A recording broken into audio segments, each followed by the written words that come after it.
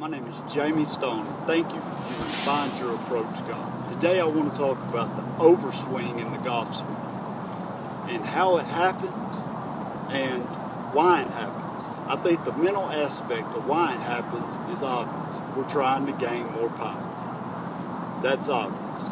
Now, the reason why we can't overswing and get in this very deep position is because that is way too much that has to unwind in the correct timing to make it back to the ball for this little club face to be square. So I want you to think of baseball. If I'm a baseball player and I'm standing at the plate right here, the bat rests about shoulder high. I'm looking at the pitcher. Something I would never do is when he throws the ball go, unless I was taking one in the shoulder. But if I'm trying to hit the ball, I would never turn away from it. What I would do, if I'm swinging or if I'm not swinging, I would probably take a little step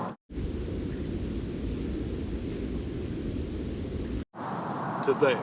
That's because in baseball, I'm trying to hit the ball out front. I'm meeting it in front of me. The same can be said for golf. So what I want you to do is think of baseball during this drill. Now, something else this drill does is helps you with what you were originally trying to get when you were overswinging, with lag and hitting the ball from the inside and getting through the golf ball. All we're going to do in this drill is take the club here, and we're going to just think of baseball. This is a feel drill. It's not target oriented, it's feel. So I'm going to come in, set up, and go.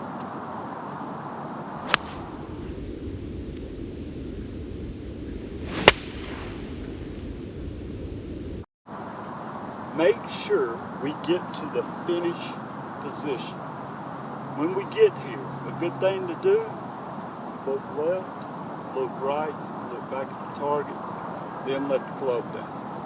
That is the most underrated position in the golf swing. We have to get there.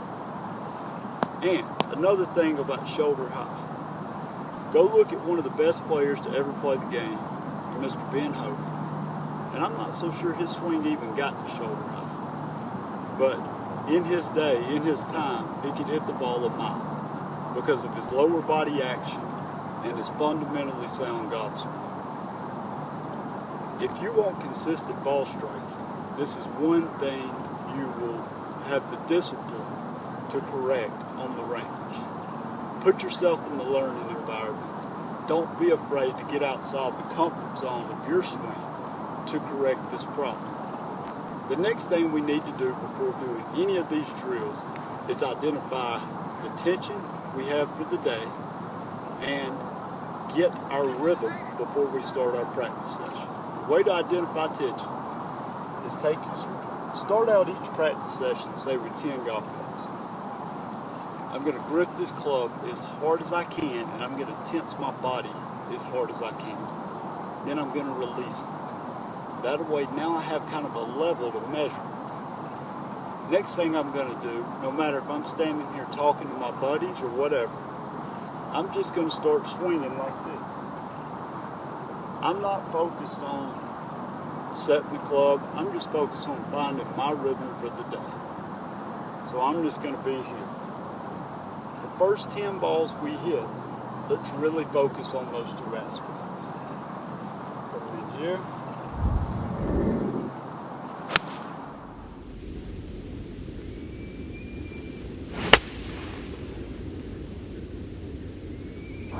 If you get those two things right and then go into your drilling's going to be a lot better, because practice don't make perfect, practice makes permanent. So we got to make sure we're heading down the right road to finding your approach and finding your plan. Something else on the overswing that can happen, if it's not power, is the lower body over-rotating. And what I mean by this is, come in and you get here. Now yes, my shoulder is under my chin. It's at about a 90 degrees. but my hips and my lower body has shifted back. My back knee's dead straight, and from this position, if I was to unwind, this is what it would look like. I'm already at impact, and the club is not even falling into the impact zone right here, the truth of the swing. So it's almost impossible to sync it up. And a lot of times what I see when people go to shorten their swing, I'll say take a half swing, and this will be a half swing.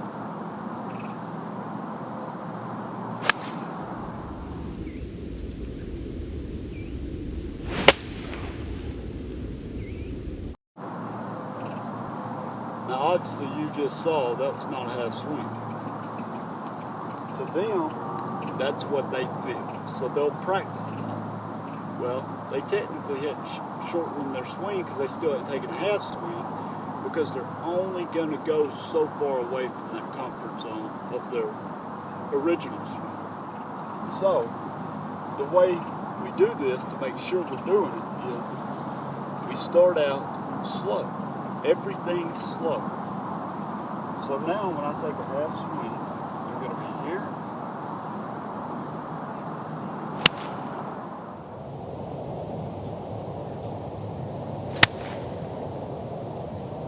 And through.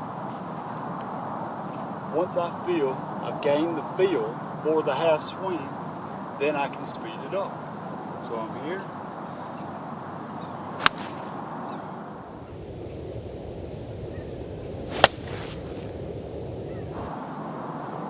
Make sure you're willing to get outside your comfort zone. Make sure you're willing to put yourself in a learning environment, and you'll be well on your way to finding your approach to playing better golf. Please click on the icon below and subscribe to the page. That way we can get feedback on what videos we need to make. And until then, I hope you play better golf.